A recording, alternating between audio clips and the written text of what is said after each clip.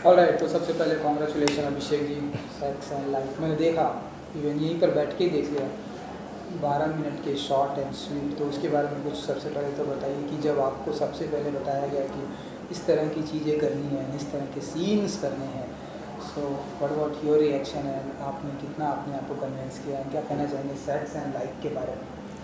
मतलब I think Keith को मैं बहुत सालों से जानता हूँ। कीथ के साथ मेरा इतिहास ये है कि जब मैं बॉम्बे नया नया आया था तो मैं पहली कास्टिंग फिल्म थी मेरी once upon a time in Mumbai, जो मैं गौतम किशन चंदानी को असिस्ट कर रहा था। तब कीथ उसके चीफ एडी थे और ऑलमोस्ट मैं बॉम्बे छोड़ने के कगार पे था और किसी कारण से। और मुझे याद है मेरे माँ बाप आए हुए थे मुझे लेने के लिए और मेरे पास कीथ का फ़ोन आया था और he called me and he said कि एक फिल्म है नॉकआउट, तो उसकी कास्टिंग करेगा।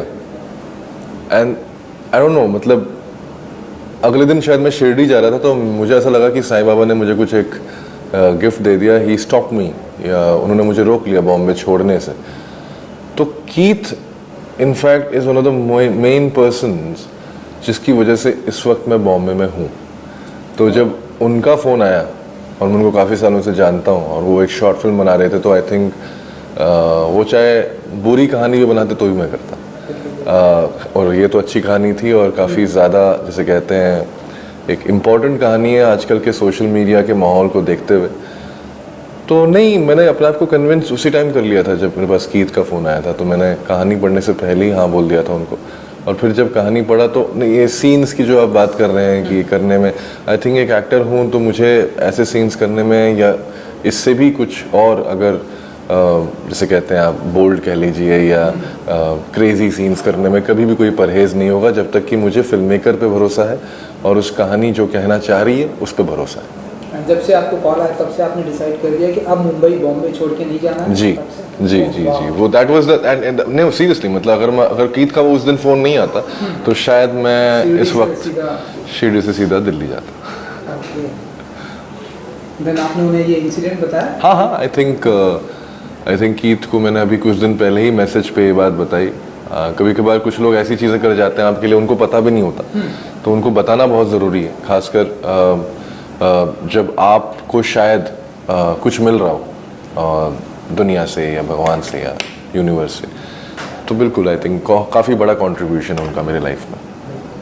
एंड सेक्स लाइफ की अगर मैं बात करूँ तो हमारा यूथ आजकल, स्पेशली यूथ जो सोशल मीडिया पर बहुत ही ज़्यादा एक्टिव हो गया। हर 2 मिनट में वो अपना सेल फोन या अपने जो भी उनका इंस्टाग्राम, फेसबुक जो भी है वो चेक करते हैं, कितने लाइक्स मिले, कितने फॉलोअर मिले, कितने, जो कि आपकी फिल्म है जिस पर है। तो कैसे देखते हैं आप ये जो यूथ जो है इस तरह बहुत ही ज़्यादा तेज़ी से अग्रसर है, उसके बारे में क्या कुछ कहना चाहेंगे? आई थिंक एक कांस्टेंट वैलिडेशन की ज़रूरत पड़ गई है आजकल की यूथ को। पहले हम लोग शायद आसपास के 4-5 दोस्तों में ही खुश रहते थे, उन्हीं से गाली सुन लेते थे, उनसे तारीफ सुन लेते थे। अभी हमें तारीफ सबसे चाहिए और गाली किसी से नहीं चाहिए। तो ये सोशल मीडिया का कमाल है। लेकिन गालियाँ भी मिलती हैं तो आपको लगता है यार ये गाली क्यों दे रहा है। अब जब आप अपनी ज़िंदगी को या अपने आप को लोगों के सामने रखेंगे तो उनके कुछ ना कुछ ओपिनियंस होंगे, आपको ओपिनियंस लेने पड़ेंगे। मैं हमेशा हर किसी को बोलता हूँ कि ट्रोल से नफरत मत करो, क्योंकि वो तो है ही, वो सोसाइटी में हमेशा रहा है। आपके पीठ पीछे कुछ लोग आपके बारे में ख़राब बोलते हैं तो अच्छा है कि आपके सामने बोल रहे हैं। तो आई थिंक कहीं ना कहीं हमें एक्सेप्ट करना चाहिए कि अगर हम सोशल मीडिया में हैं तो हमें तारीफ़ और गालियाँ दोनों मिलेंगी। लाइक्स का प्रॉब्लम या फॉलोअर्स का प्रॉब्लम है, बहुत ज़्यादा है। आई थिंक वो एक्टर्स के साथ भी ज़्यादा हो गया है। कुछ लोग अपने आप को एक्टर तब तक नहीं मानते जब तक उनके पास फॉलोअर्स ना हो, और ये बड़ी दुखद बात है, क्योंकि मैं ऐसे बहुत सारे एक्टर्स को जानता हूँ जो बहुत ही अच्छे फनकार हैं और काफ़ी अच्छा काम कर रहे हैं, लेकिन उनके दिमाग में हमेशा डाउट रहता है कि यार पता नहीं शायद मैं हिट नहीं हूँ या मुझे काम नहीं मिलेगा क्योंकि इंस्टाग्राम में फॉलोअर्स नहीं है। तो ये एक तरह का ट्रैप है। आई डोंट थिंक इंस्टाग्राम से आपके एक्टिंग करियर पे कुछ भी असर पड़ेगा या पड़ सकता है, क्योंकि अगर आपको लोग पसंद कर रहे हैं पर्दों पे तो आपको पर्दे पे ज़रूर देखने आएंगे, चाहे वो छोटा पर्दा हो या बड़ा पर्दा हो। इंस्टाग्राम में आपके होने या ना होने से आई डोंट थिंक उस पर कोई असर पड़ेगा। और सबसे बड़ा एग्जांपल रणबीर कपूर है। आई थिंक हिंदुस्तान में इतने बड़े स्टार हैं, और उनके पास कोई इंस्टाग्राम अकाउंट नहीं है, शायद एक उनके पास एक हिडन अकाउंट है जो मैंने सुना है पर आई डोंट थिंक वो इंस्टाग्राम पे एज हिमसेल्फ रहते हैं। और तब भी जनता उनकी फिल्मों को देखने जाती और इस वक्त के सबसे बड़े स्टार्स में से एक है। ऐसे हॉलीवुड में आपको बहुत सारे एग्जांपल्स मिल जाएंगे या वेस्टर्न एक्टर्स में आपको बहुत सारे एग्जांपल्स मिल जाएंगे जो इंस्टाग्राम से दूर हैं। इंस्टाग्राम एक मनी मेकिंग सोर्स है एक्टर्स के लिए, सेलिब्रिटीज़ के लिए। वो इसलिए इंस्टाग्राम पे है क्योंकि उनको पैसा मिलता है ब्रांड से।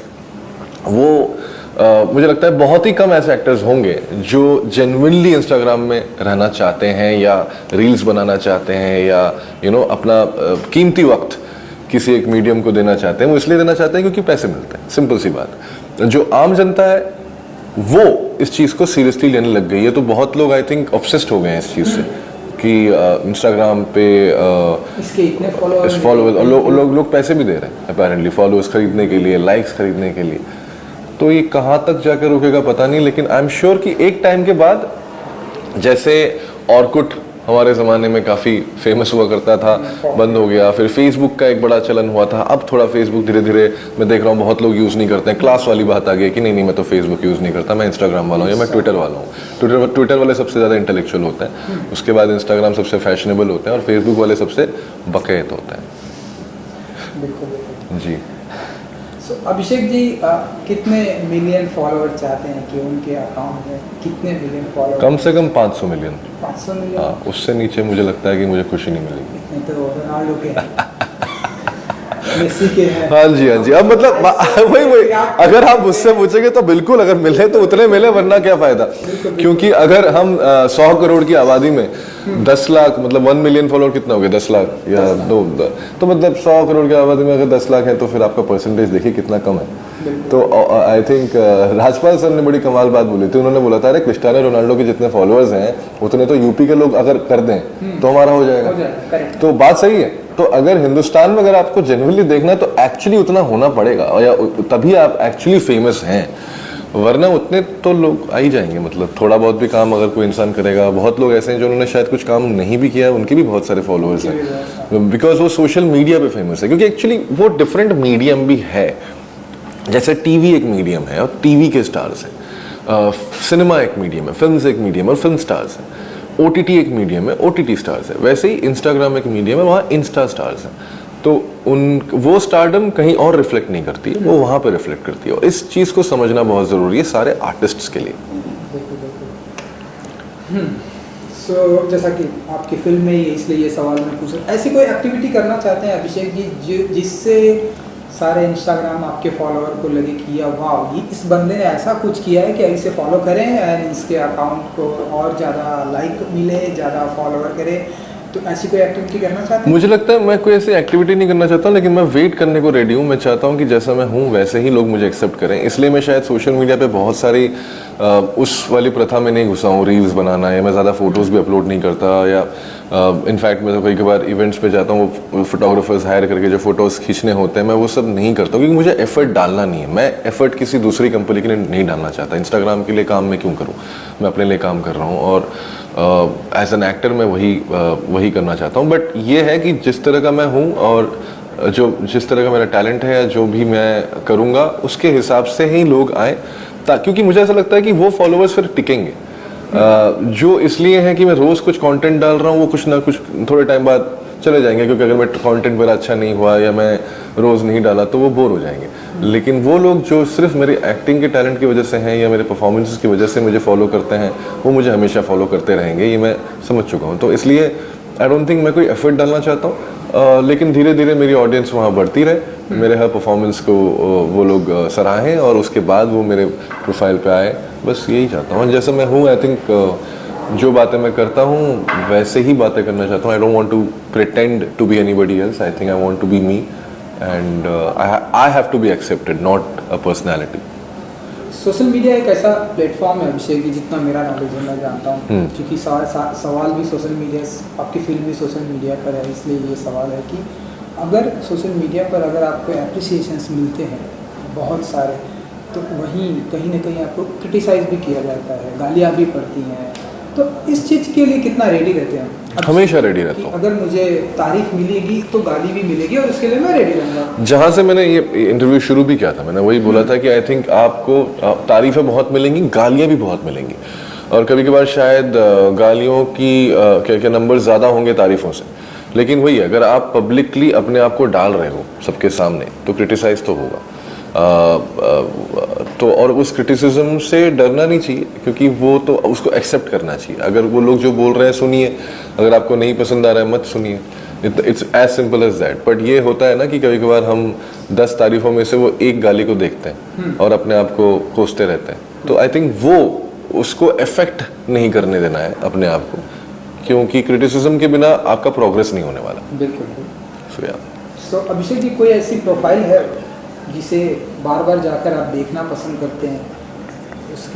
उसने क्या कुछ पोस्ट किया, उसने क्या कुछ ऐसा कुछ देखना पसंद करते हैं? कोई ऐसी प्रोफाइल हमारे इंडिया की या पूरे ऑल ओवर वर्ल्ड की? नहीं, ऐसा मैं कोई, हाँ इंटरेस्टिंग सवाल है, क्योंकि ऐसा कुछ है नहीं। मतलब मैंने कभी नहीं, मैंने किसी एक व्यक्ति विशेष या कोई एक पेज आपको या कोई कुछ भी नहीं नहीं, किसी का भी पोस्ट का ना इंतजार रहता है, ना मैं इस तरह से कभी देखा है मैंने इंस्टाग्राम। मैं हमेशा जो भी, मतलब क्योंकि अगर आप हमें जब भी कुछ खोलेंगे तो कुछ ना कुछ नया होगा, कोई नया इन्फॉर्मेशन होगा, और उस नए इन्फॉर्मेशन के साथ आपको 10 और इन्फॉर्मेशन मिलेगी। तो एक जो रील्स देखना या क्या बोलते हैं लोगों के पोस्ट्स देखते रहना, ये एक मैगजीन की तरह है।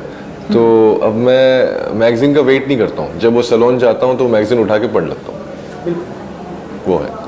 ओके, क्योंकि आपने इंटरव्यू में स्टार्टिंग में आपने बहुत ही अच्छी बात बताई कि आप मुंबई छोड़ना चाहते थे। अब जब इस तरह से आपका करियर चल रहा है, भेड़िया मैंने देखा, जितनी तारीफ वरुण धवन को मिली उतनी ही तारीफ कहीं ना कहीं आपको मिली। इससे पहले भी आपने जो फिल्में की एंड अब आप आने वाले भी जो कुछ भी फिल्में करने वाले हैं, एक बहुत ही नेम एंड पॉपुलर एक्टर बन चुके हैं अब आप, अभिषेक बैनर्जी।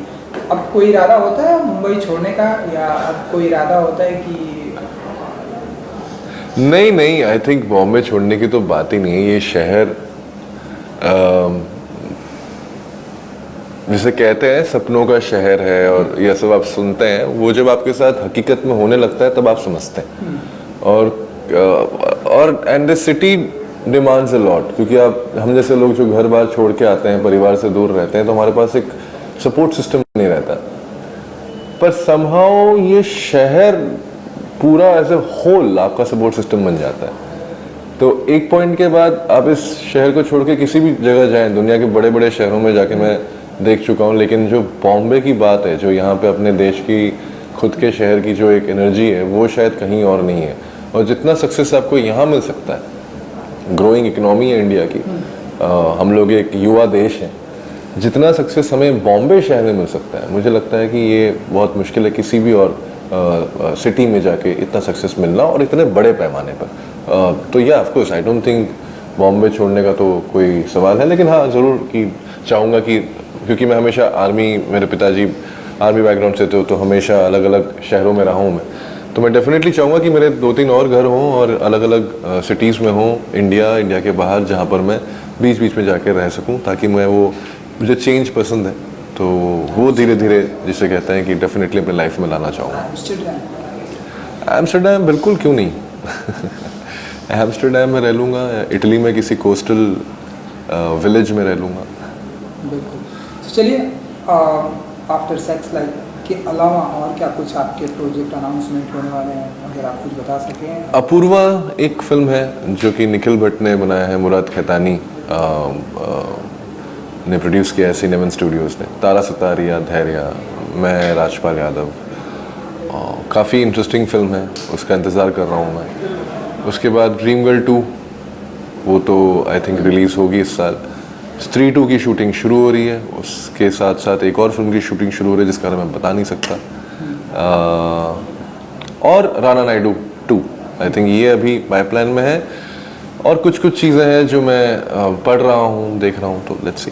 तो पूरा साल बिजी रहने वाला है? मैं तो चाहता हूँ पूरी ज़िंदगी बिजी रहूँ। मैंने जैसे बच्चन सर को देखा, 81 साल की उम्र में बिजी हैं, और उतने ही एनर्जी के साथ काम करते हैं जितना कि शायद एक 18 साल का लड़का काम करता है। तो उनको देख के तो मैंने यही बोला अपने आप को कि हाँ, जब तक मैं जीऊँ मैं चाहता हूँ कि मुझे ऐसी ज़िंदगी मिले जहाँ पे मैं कभी सेट से बोर ना हूँ और काम से ना थकूँ और हमेशा इंस्पायर्ड रहूँ। सुपर। लास्टली और एक सवाल कि आपने बताया कि जैसे कि रणबीर कपूर की आपने काफ़ी तारीफ की, आपने बताया कि वो इंडिया के इतने बड़े स्टार हैं, सोशल मीडिया पर नहीं है, कुछ हिडन अकाउंट होगा भी तो ठीक है, वो उनका पर्सनल। इसके अलावा कोई ऐसी पर्सनालिटी है जिनके साथ काम करने की इच्छा रखते हैं या अभी भी इंतज़ार है कि इनके साथ काम करना है मुझे, या इनके साथ काम मिलेगा, प्रोजेक्ट आएगा तो करेंगे? इसमें आपने मिस्टर बच्चन की तारीफ की कि इतनी साल उम्र में अभी भी वो काम कर रहे हैं। कमाल की बात है एक्चुअली, मतलब बहुत बहुत कुछ सीखने को मिलता है ऐसे एंटिटीज से, क्योंकि मैं बच्चन साहब को ऐसे इंसान नहीं मानता, वो मुहावरा है ना। तो हमारे देश में तो मुहावरा ही है वो। तो I think you just learn a lot from these people. And directors में मेरे बहुत सारे फेवरेट डायरेक्टर्स हैं जिनके साथ मुझे काम करना है। मुझे श्रीराम राघवन के साथ काम करना है, मुझे शिवजीत सरकार के साथ काम करना है, कब करूँगा मुझे नहीं पता लेकिन करना है। मुझे सोया अख्तर के साथ काम करना है, दिबाकर बैनर्जी। आई थिंक मतलब there are so many good directors जिनकी फिल्में देख के मैं बड़ा हुआ हूँ, तो होपफुली एक दिन मैं उनके साथ वापस काम करूँगा। अविनाश अरुण जिसके साथ मैंने पाताल लोक किया, ही is one of my favourite directors, तो मैं चाहूँगा कि उसके साथ तीसरी बार वापस काम करूँ। तो है कुछ लोग ऐसे हैं। अगर एक्टर्स की बात करेंगे तो ऑफकोर्स शाहरुख खान, पता नहीं उनके साथ क्या करूँगा, कैसे करूँगा, क्या मिलेगा, बट डेफिनेटली अगर मुझे कहीं मौका मिलेगा उनके साथ कुछ अच्छा करने के लिए, तो I would definitely want to work. वो दिल्ली से हैं, हमारे पड़ोसी कॉलेज से हैं, हंसराज। तो मैं किरोड़ी मल का हूँ, तो मतलब उनके बारे में बहुत कुछ सुना है कॉलेज के टाइम से। आज ही मैं एक फिल्म जो उस ज़माने में कॉलेजेस में बनाई गई थी, वो एक फिल्म देख रहा था जहाँ पे उनका एक शॉट था, वो बड़ा इंटरेस्टिंग आर्काइव फिल्म थी, कॉलेज के टाइम पे शायद उन्होंने शूट किया होगा। तो हाँ, मतलब उनके साथ अक्षय कुमार मेरे जैसे कहते हैं कि मैंने शायद कॉमेडी उनसे सीखी है। मैंने ये बात तो आई थिंक भेड़िया के टाइम पे वरुण और मैं हमेशा उन्हीं को कॉपी करते रहते थे, पता नहीं सेट पे। और जब भी मतलब समझ नहीं आता था कि सीन को कैसे परफॉर्म करना है, तो अक्षय कुमार बन जाते थे हम दोनों, और then we used to perform. So yeah he is one of my childhood ideals. तो मैं उनके साथ डेफिनेटली काम करना चाहूँगा, होपफुली किसी कॉमेडी में। चलो सुपर। जाते आते अपने ऑडियंस को कुछ कहेंगे जिन्होंने आपको बॉम्बे में बांध के अभी तक रखा है, ना आई विश कि ऐसे ही बांध कर रखेंगे और ढेरों सारा काम कराएंगे, उन ऑडियंस के लिए क्या कहेंगे? Abhishek, I think thank you for involving. मतलब आप लोग काफ़ी ज़्यादा इवॉल्व हो चुके हो, और उसकी वजह से शायद हम जैसे एक्टर्स को और काम मिल रहा है। ये जो नया दौर आया है OTTs पे, जहाँ पे हम जैसे बहुत सारे एक्टर्स को काम मिल रहा है, राइटर्स को, डायरेक्टर्स को, इसका सारा क्रेडिट आपको जाता है, क्योंकि आप लोगों ने हमें देखा और एक्सेप्ट किया। और ये आई थिंक, और आपने एक मैसेज दिया कि टैलेंट को ऑडियंस हमेशा एक्सेप्ट करना चाहती है। So thank you so much. Keep accepting, appreciating and criticising if by chance we lose our way. Thank you so much.